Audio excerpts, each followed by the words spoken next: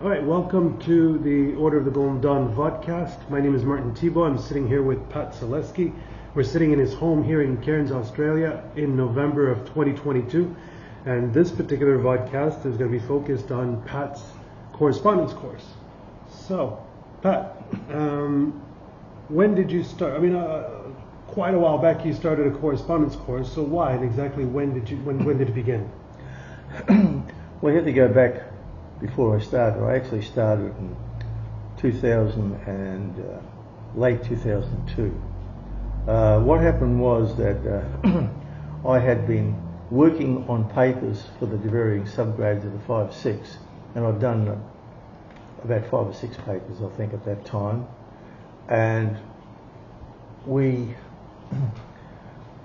I had a block. I couldn't focus and get through to what I wanted. Sure, I was doing other things, but I wanted to look at the subgrades, bring them out. I'm talking about the subgrades as a specific here. So we're looking at the subgrade material, and I had a block. I'd written some papers for it, but I couldn't go much further than that. I couldn't figure out why. So when I left New Zealand in May of 1999, I got into an apartment in Cairns, and I started doing work on the correspondence course. I just started to map out what was happening. Sam Robinson was a living student with me at that particular time, and so how it started, I had to map out with Sam step by step on how to go through the subgrades and look at the material. Now at that stage I had used only the Whare Ra version of the 5-6, which was really all over the place, like a dog's breakfast in parts. They were very good at what they did, but there was a lack of structure to it. And so I decided that I wanted a little bit more structure to the material. But I was still stymied to a certain extent. I couldn't get beyond it. Anyway, after coming back to Australia, things changed. It really changed when I went onto a forum, and there was a very known author from a Florida-based group, and they were discussing the elemental weapons with another guy from England. And they were talking about the elemental weapons in a way that I had never heard of before. It was very limiting compared to what I was told about them. I was told about them that they were major aspects. They were Yod Hey Vav Hey, and that was the major concern. And then you would look at layers within that framework, not just look at them as elemental weapons as such.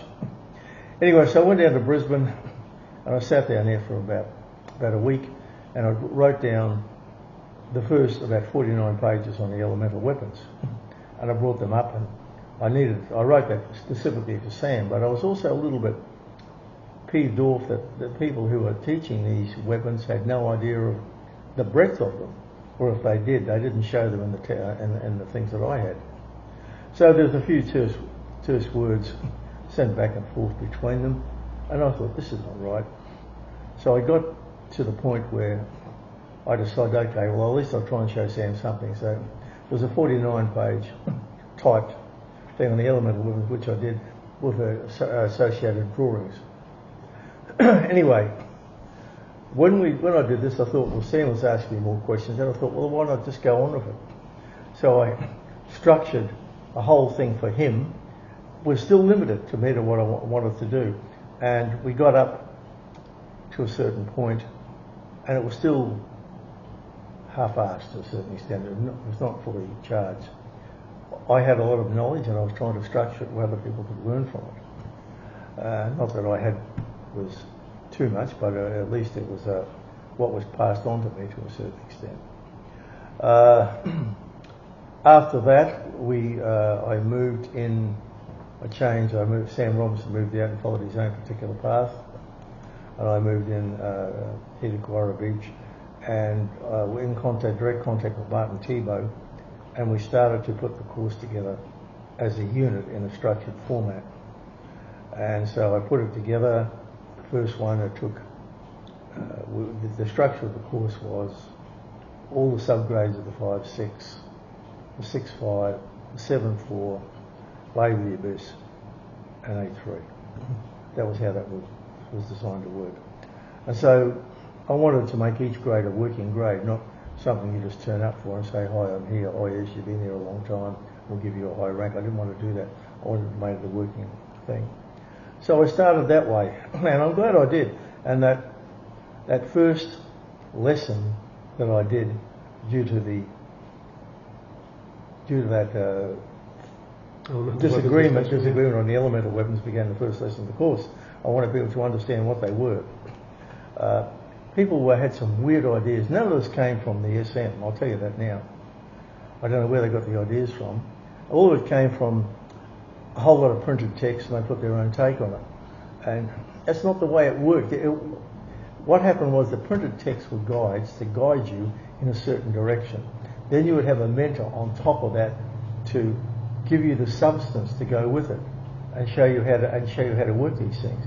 But these people weren't that interested. They were interested in what was on the names and what they meant. I was interested in how you consecrating them and how they actually performed. So that in rituals. So that was the main difference between it. At any rate, I want to thank those people. I won't mention names, but because of that particular person who wrote the books, who's well known author, I did the Golden Correspondence course because I felt that this is going nowhere fast. People not getting an idea of what I was showing. Not that what I was showing was the final word on anything, but at least they had an option. And so that started me on doing the correspondence course.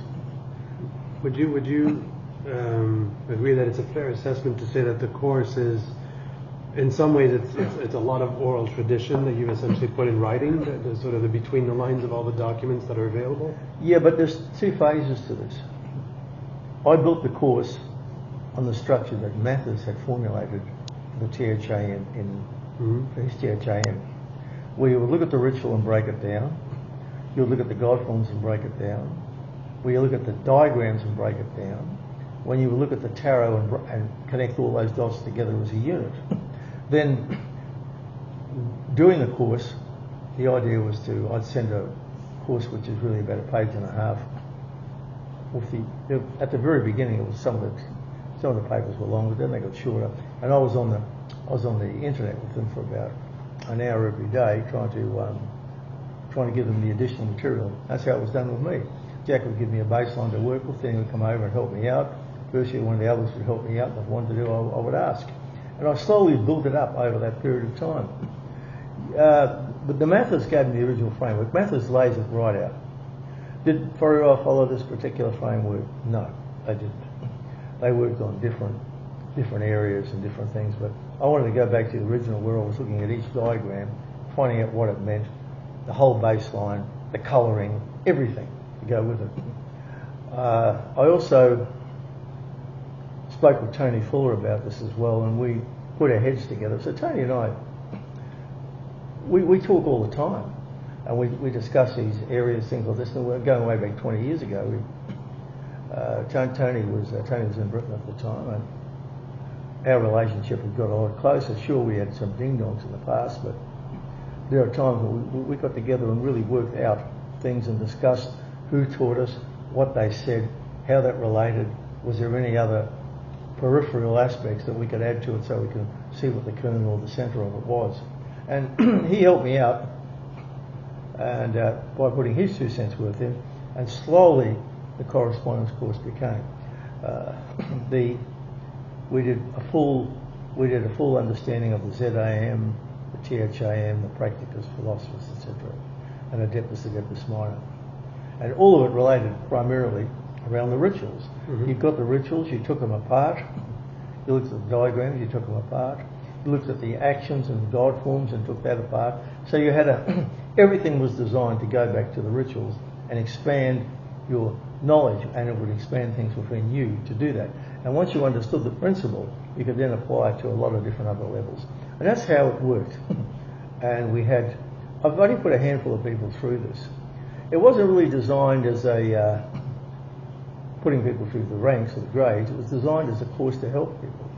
Yeah, well, one thing I definitely experienced with it since the beginning in 2002 and going through the entire course, and obviously it's an ongoing work, you never end. I mean, I've seen the level of production that you put into this. It's week after week after week, you're coming out with more and more papers that get added into the course, so that the course is an ever-evolving thing. But definitely it's what I've noticed, it's a mix of where Mathers was taking things in terms of structure, all of the oral tradition and experience and training you received through Whare Ra, with all of your innovations and developments following that pattern with that oral tradition and your own creativity and genius in the system, and you piece all that together. I think that's my own take on it, but that's essentially it feels that's the direction you've taken it. Yeah, there's a couple of levels to this. Mathers gave us the vehicle on how to do it. All I had to do was extrapolate that. That's the first thing that I did, and produce those in each particular level of the pot as a subgrade. The subgrade took about 1.5 years to get through, and people were going every week, not every month, but every week. Mm-hmm. One lesson per week. The content from Whare Ra was how they taught. That was an analytical framework over the top of it, and then there was my interpretation of it on the top of that. So there was about 3 phases, looking at it from that perspective. And each course, part of the course, took about 15 months. It took about 6 or 7 years to get through each level of the 5, 6. You looked at everything, and I mean everything. And there were, oddly enough, that the people that we were teaching, all of them were temple chiefs, and their own temples mainly. We'd have the odd ones that weren't, but there was a couple that weren't, but mainly they had their own organisations, and they sat down, they were already trained, they knew the rituals, and that was a good thing. So you've got a course that's taking people from Zalator Adeptus Minor in 5-6 through all the subgrades, 6-5, 7-4, Babe of the Abyss, 8-3. Does it go into 9-2? In a sense, but I'll get to that later. All right. The thing is that while I get people to do the subgrades and work their way through that with 6 or 7 years work, that's a lot of dedication. That's going every week. So they had to.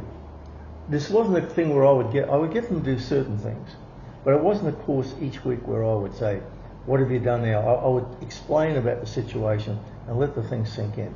Mm-hmm. Now it's up to them how far they pushed it. I had people start my course and didn't carry on with it because either financially I was charging $100 a month, or if they didn't do that, they thought other things. They probably thought, well, it's not my cup of tea because it's too much like hard work.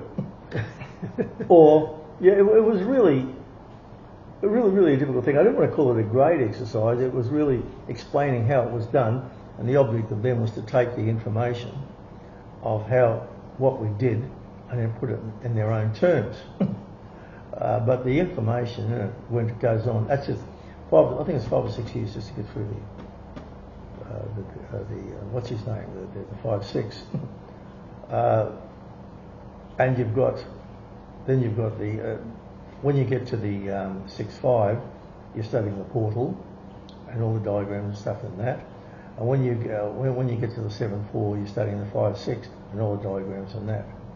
And when you get to the Babe of the Abyss, which is a very, very long course, you're studying the 7-4. And when you get to the 8-3, you're studying the Babe of the Abyss ritual. So that was it, as far as it went. You mean Babe of the Abyss 6-5, 8-3, 7-4? Or Well, it was very, very, very simple. The one above you would, when you got to the grade above you, you studied the grade you went, which was a Mathers concept, Mathers construct. Right, with the THM. Yeah, and all of them. So I used what Mathers had brought down. I was already there. All you had to do was just apply it. It was very simple. He laid the whole thing out. I was mystified why Falcon didn't continue on and do what Mathers did. Write a paper on the Hermetic Cross, write a paper on the varying diagrams and explaining them. So it was pretty straightforward. We never saw the papers that Mathers did on some of the diagrams for the 110, but we did see it on the on a couple of them. So that was the leaning and how it worked. And that's what I wanted to do with the correspondence course. I wanted to bring the same sort of teaching towards that. The amount of teaching in it is very, very large. That's an understatement. And it goes into alchemy in some detail. Mm-hmm. Now, this is not alchemy of practical alchemy. This is into spiritual alchemy, if you want to use that term. And I took a lead from Langford Garston. I knew when I started to read Garston's work, I knew which way he was going with it and how to apply it. It was very simple. But I'd studied alchemy for many years before this, so I knew that the alchemy was in two phases. One was the text and the other one was the laboratory work. The text was really a different ballgame altogether. Many alchemical texts that come out had nothing to do with laboratory work at all. They were talking about washing and purifying the soul of the spiritual body within you. And that's what that was all about. And I applied, to a certain extent, that principle on how that goes. We did one on the Splendor Solis, which went into each particular plate and analysed it. We went into the Rosarium and pulled it apart.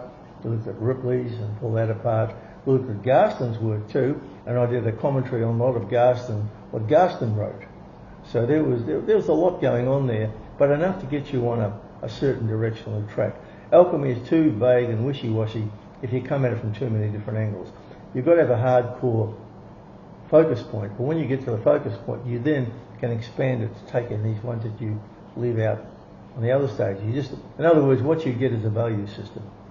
When you come at alchemy from different texts, you have different value systems within each text. I was trying to give a value system for the GD. Whether it's succeeded or not, I don't know. But I gave it my best shot. That's all I could do. Mm-hmm. What would you say? So what are the prerequisites? Let's say somebody would want to be in the course. What's the prerequisites to get in? Well, contact me and we talk.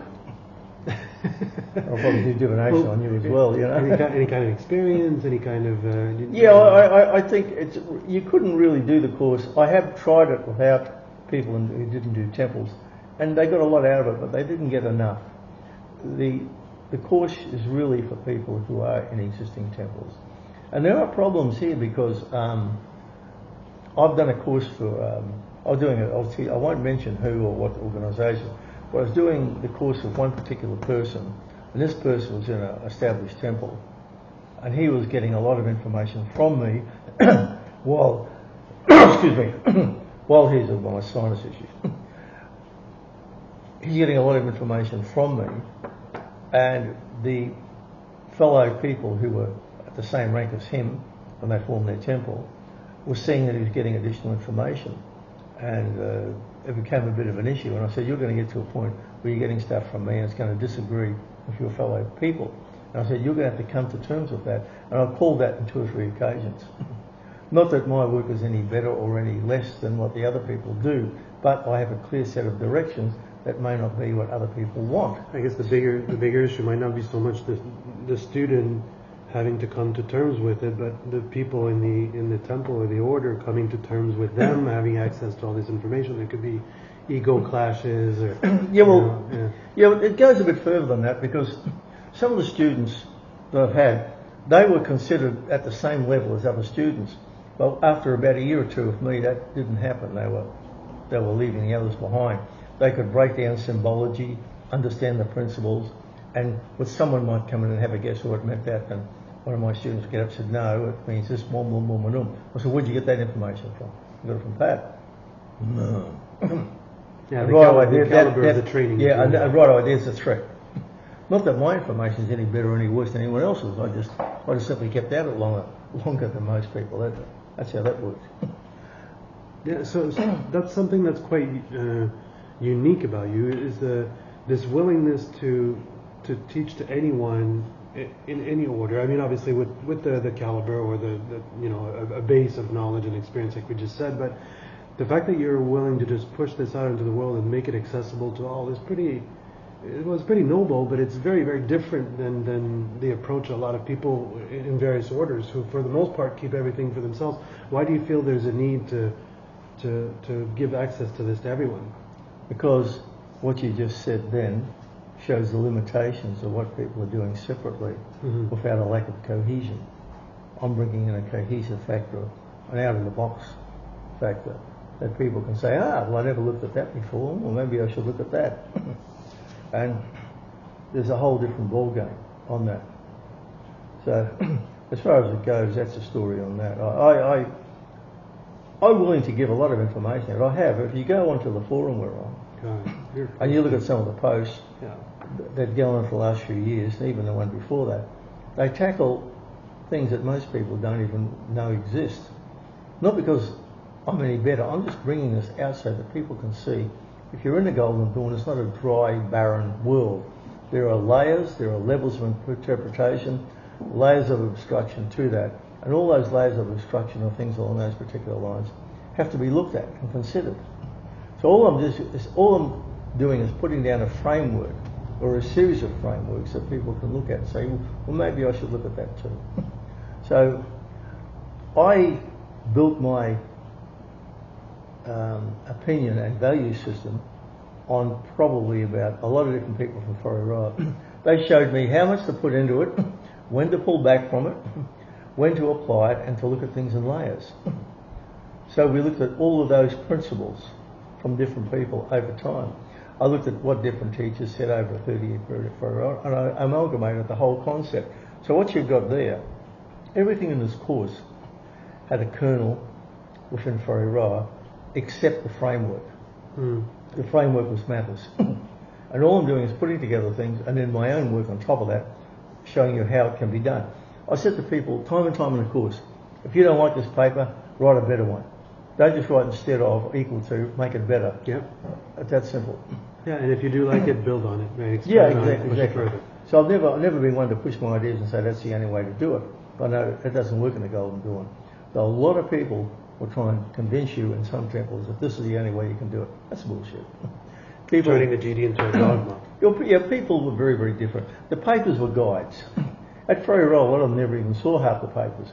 And they were just guided by the teacher, said, well, you go there, you do this, you do that. And that was heaps.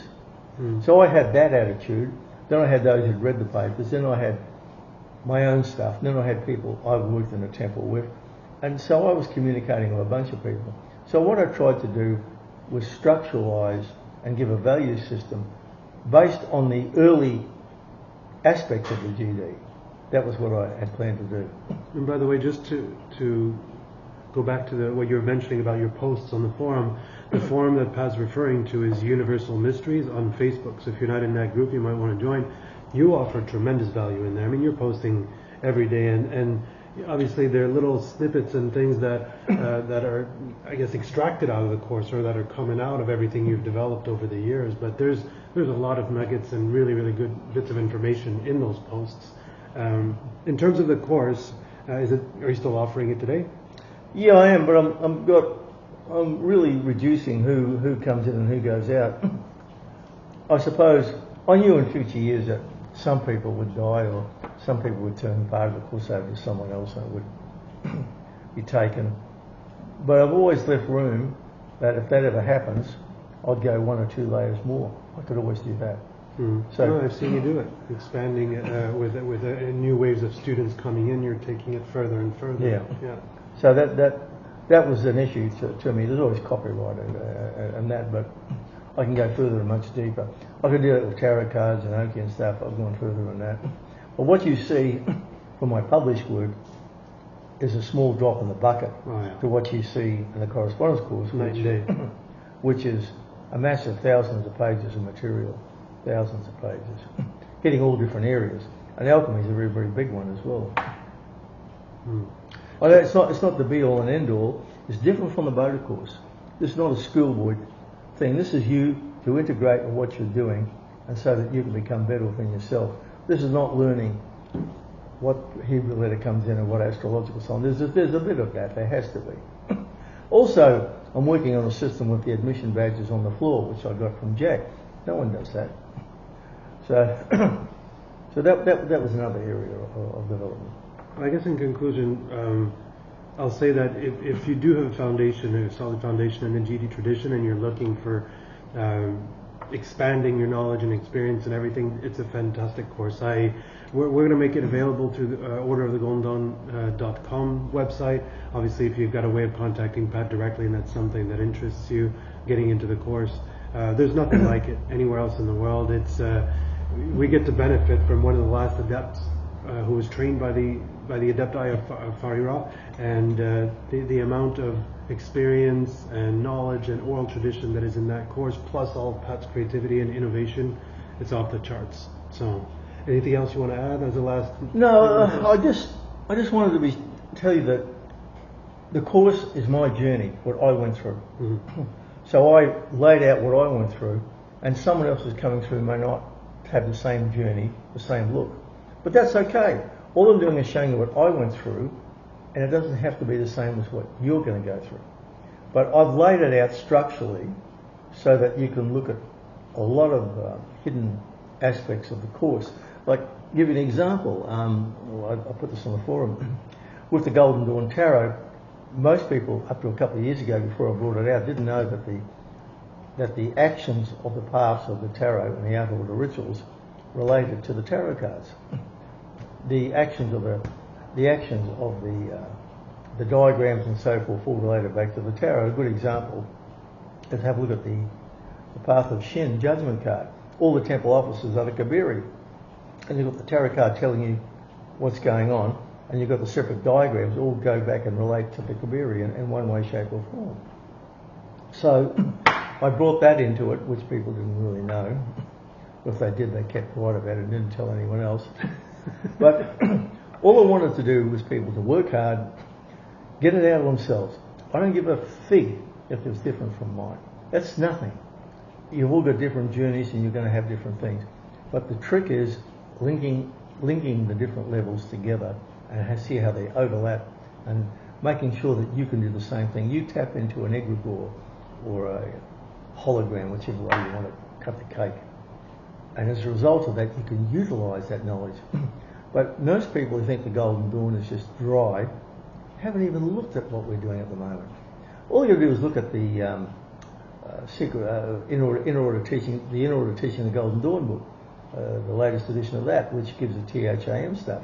There's piles of information in that, and it's just what you get there can be broken down into so many different levels, so many different levels.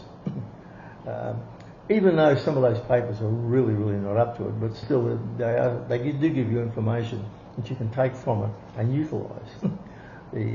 For example, the Hermetic Cross paper was the parts of that are good, but most of it's terribly written. It really doesn't have a focus point. But you bring in the principle of the princess cards and overlay that with the Hermetic Cross paper, and it's a totally different ball game. We will see things that you will never see before.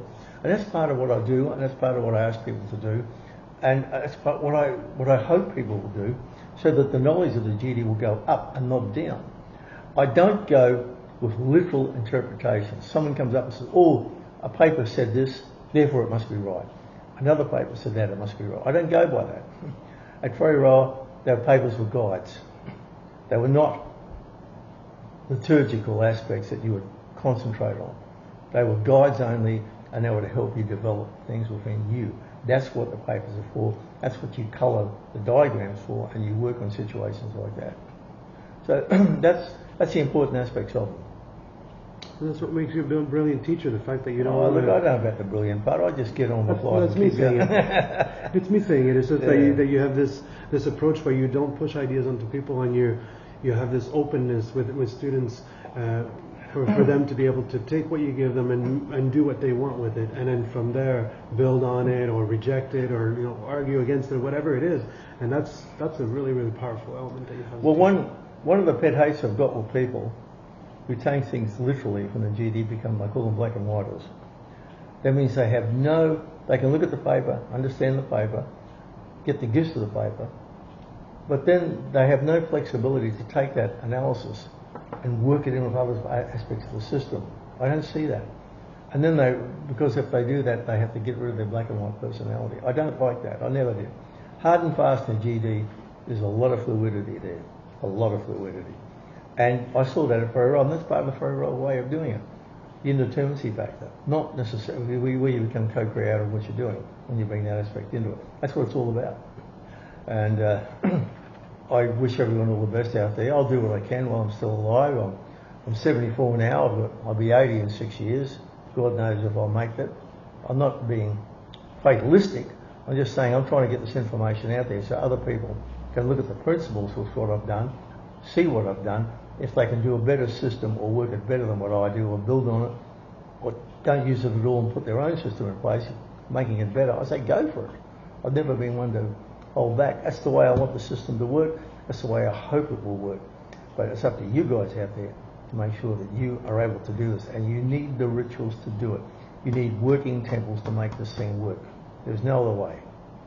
All I can say is that at your age, I hope to have half the productivity that you have. I mean, at 74 years old, you're producing probably more than 20 of us combined young guys. Well, you were my best shot. I was also, when I was younger, they used to say I was vaccinated for gramophone needle. Probably that you could extend that to the finger of my typewriter. All right. Well, thank you so much, Pat. This was good. It gives a clear perspective on what the correspondence course is, why you created it, and essentially why anyone would want to be in it. Should they reach out and look into it? So, thank you. We're going to wrap it up, and we'll see you all on the next one.